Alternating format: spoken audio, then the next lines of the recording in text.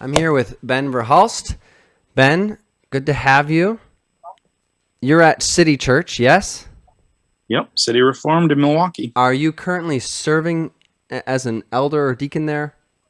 Yeah, I'm an elder. Elder, great. Just starting my second year of the term. So you're the second elder we've had on. We've also had Chuck Adams. Although he might have been a deacon. I don't know. Now I don't remember. But hoping to get more elder and deacon representation on here now that we've been through most of the pastors. But Ben, would you mind introducing yourself and sharing how you ended up in Classis, Wisconsin? Yeah. So, my name's Ben. I grew up in Classis, Wisconsin, really. My dad is a pastor, and when I was about 8, I believe, we moved back to Wisconsin where he had grown up. He grew up in the Sheboygan area. And so I grew up in Classis, Wisconsin, going to Brookfield Christian Reformed Church, and went away to college. I spent a year doing some business development work in Africa. And then I came back and went to law school, actually, in Madison. So I was at Geneva Campus Church there. Mike Winowski was my pastor. And then I came back to Milwaukee.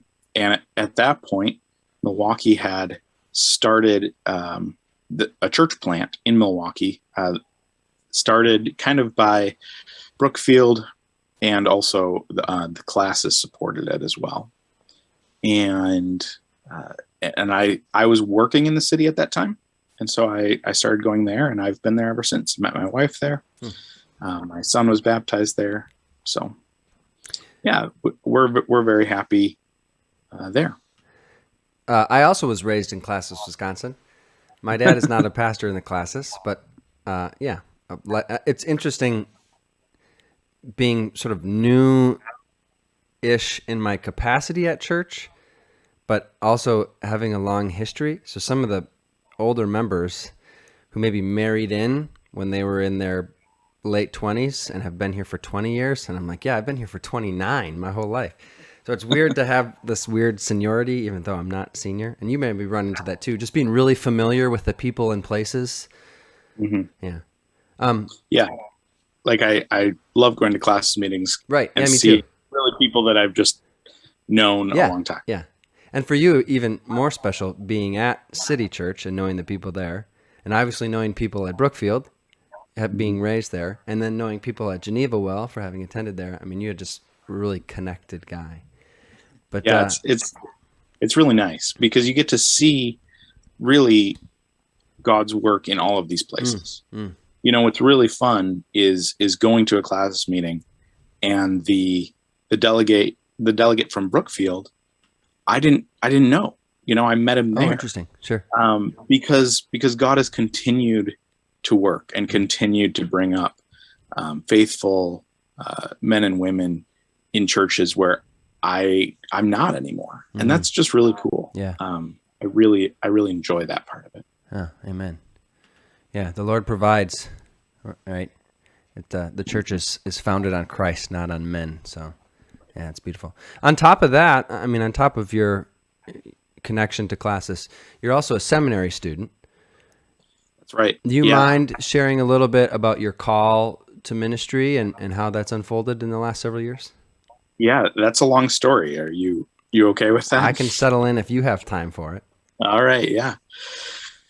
So I worked as a domestic violence prosecutor in Milwaukee, and that was a really good job and really challenging at the same time. It's a very, very high workload situation, and really everything you're dealing with is difficult. Sad and challenging things, and there's really only so much you can do. And so I knew when I took that job that's a kind of a short-term goal, because no one stays there very long. Actually, when I left after 3 years, I was at that point the longest serving line prosecutor in that unit. Oh, wow. So everyone that had been there when I came in had moved on. So in the course of 3 years, and that was, I mean, that's the kind of job that is. At the same time, it's good work that needs to be done, right?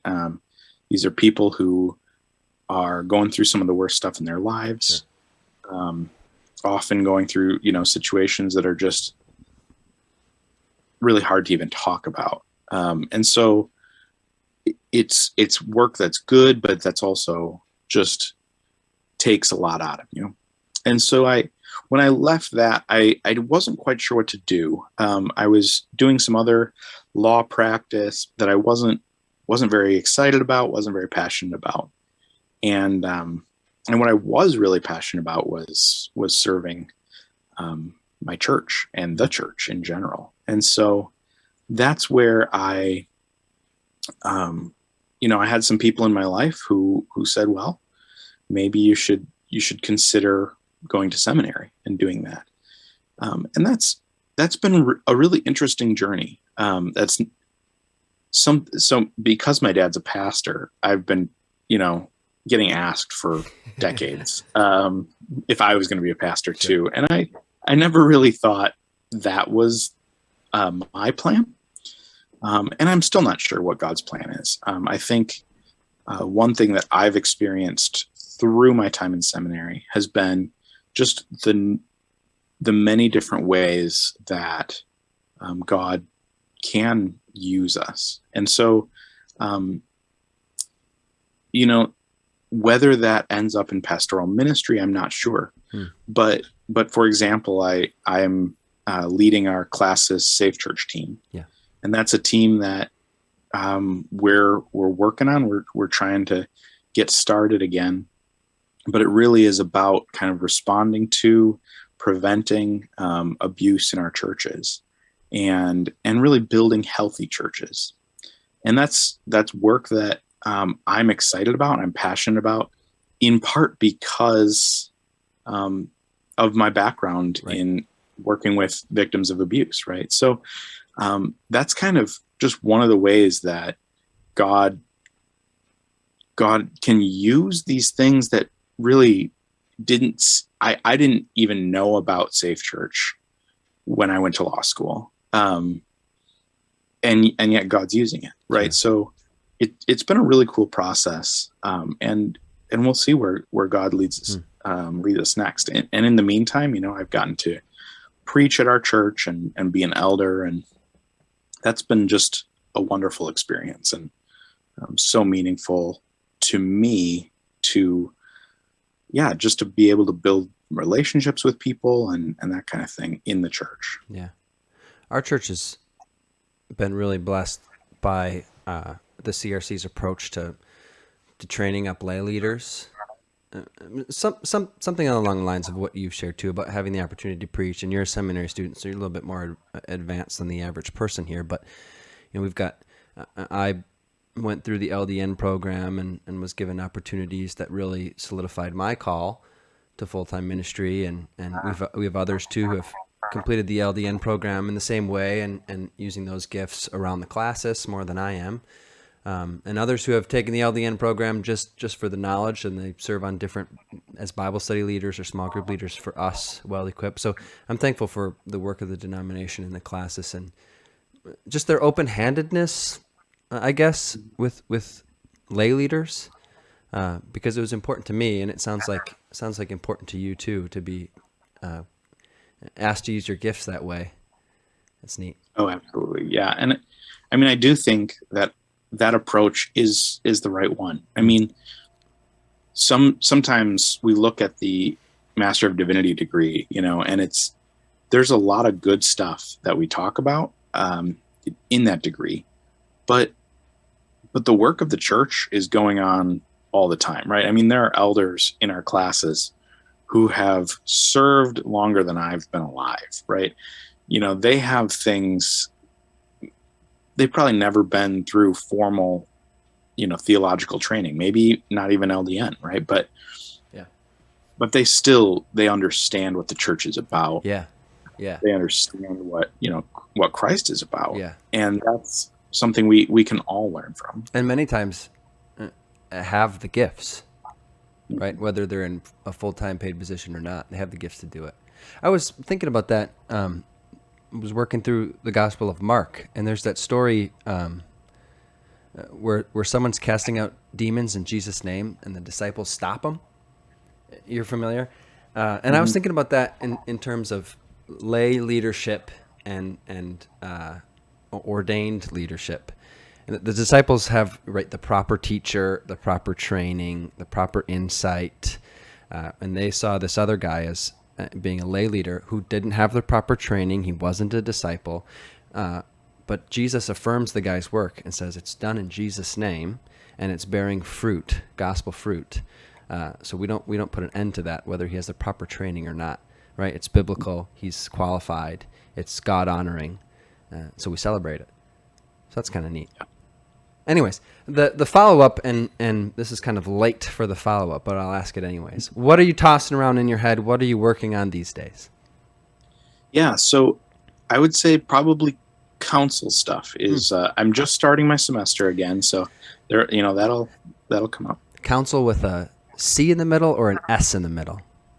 A C in the middle. That's council and classes stuff at this point. All right. Not counseling. Council. Not counseling. Got it. Mostly, our body. Just our church administration. We are just kind of dealing with a bunch of different things right now.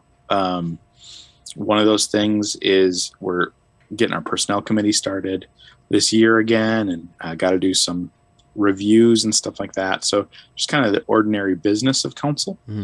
And then also we've got some stuff going on in our classes that our council has to respond to, that involves our classes overture to the Synod about the human sexuality report.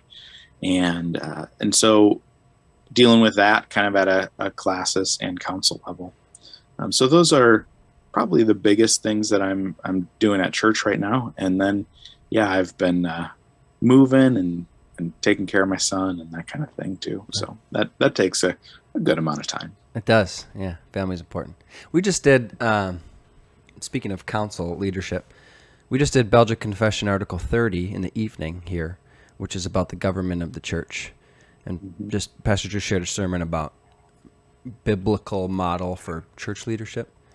How have you seen the way that the denomination structures the work of pastors, elders, and deacons? How have you seen that as a benefit to the work that you're doing on council? It's a good question. So I think before I came on council, I understood probably a more distinct role between, pastors and elders and deacons. And I think what I've actually seen on council is much more fluid and flexible, right? Like there are rarely situations where there's a material need that needs to be addressed, in a ministry of mercy, where there's not also spiritual counseling going on.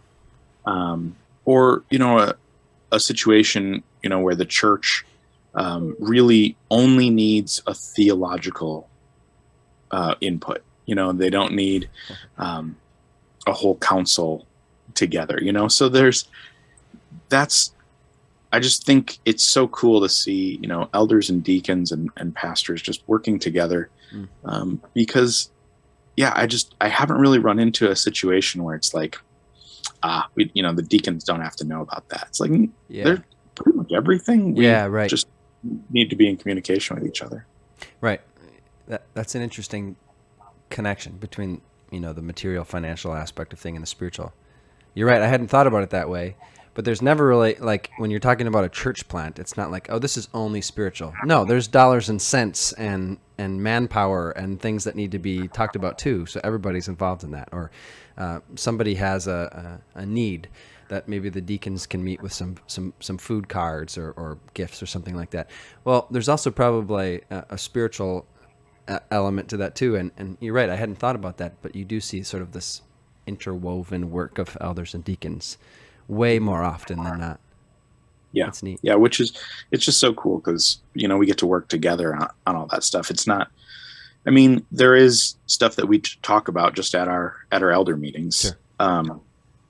But yeah, then it's like, hey, let's check in with the deacons and see what they're talking about. And that's at the beginning of every council meeting we have is going through the minutes from our elder and deacon meetings and asking questions or follow-ups or those kinds of things. And We made a move a while back. We used to have full council meet like every other time or every third time, and otherwise elders and deacons would be separate in their meetings. And a few years back, we have full council meet at the start of every meeting, and then we break up because of what you said. I mean, we just found so often that it's like, well, we got to bring this before the deacons before we can make a decision. It's like, of course we do. Like, why aren't we all meeting together? So that's been really helpful to help us have fuller conversations and quicker conversations. Right. Which meetings can get long. It's anything you can do to make them a little shorter. Yeah. Nice insights, Ben. That's thought-provoking. Any way that we can pray for you or pray for the work of City Reformed? Yeah. I mean, please pray for the work of City Reformed. We are, like I'm sure many of you, we're trying to wrestle with the past 2 years of COVID restrictions and that kind of thing, and trying to figure out ways that those who are especially vulnerable in our congregation or don't feel comfortable meeting with the whole body, how to minister to them and those kinds of things. And also, getting new, I guess the way that we've been talking about it is, for like a year and a half, our church was just kind of in survival mode, right? Like, how do we keep the doors open? How do we keep getting together and that kind of thing? And now we're trying to figure out again, like, where do we go from here? Like, we want to set off in the direction that God is leading. So discerning where that is and how best to follow him there, I think is the issues that we're talking about right now. So I hope that you would pray for guidance for us and really for our whole classes. I think many of us are dealing with those same issues. Yeah. I hear that quite often from different people that we talk to here and otherwise. That just kind of moving beyond the challenges of the past couple of years has been hard to kind of get that momentum moving. So we'll certainly pray for that. Well, thanks for your time, Ben. I appreciate stopping your day and joining us for a little bit. Yeah, no, thanks, Zach. I'm happy to come on.